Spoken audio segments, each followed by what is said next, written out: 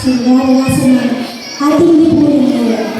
Maraming tao ang naghihirap dahil sa mga kurap. Marami ang nagugutom dahil sa mga kurap.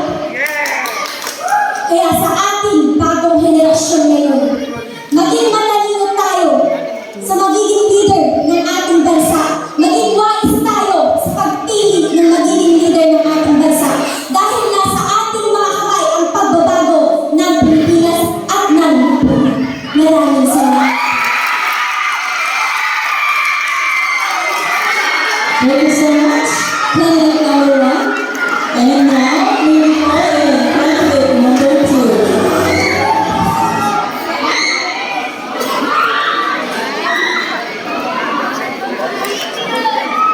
Number 1.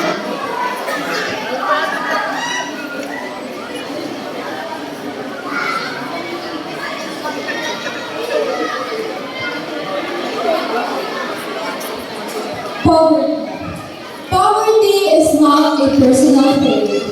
It's a social design flaw where it grows when opportunities are blocked, where wages are unfair, and where support systems are weak. You don't end poverty by blaming the poor. You end it by fixing the structures that keep them poor. That will be all. Thank you. Candidate number 2. Now we are down to our female candidate number 2.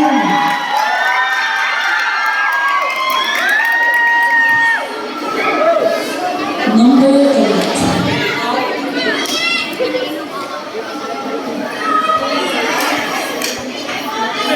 This picture shows gender equality.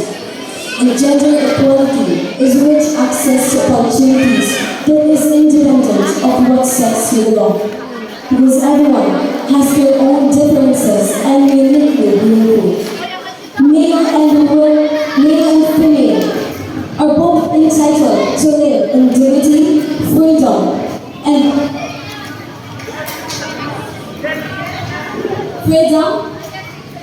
fairness.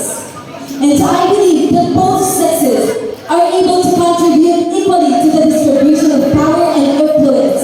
Because within unity, we see a land full of hopes and a brighter future for each and every humanity. Thank you. Thank you so much, candidate number 3. And now, moving on to candidate number 4.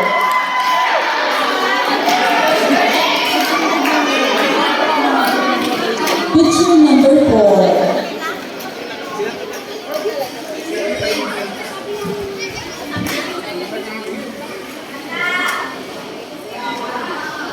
Good day, ladies and gentlemen. This image is a poignant depiction of child labor. It shows two young boys, shirtless and using tools that appear too large for them, performing back-breaking manual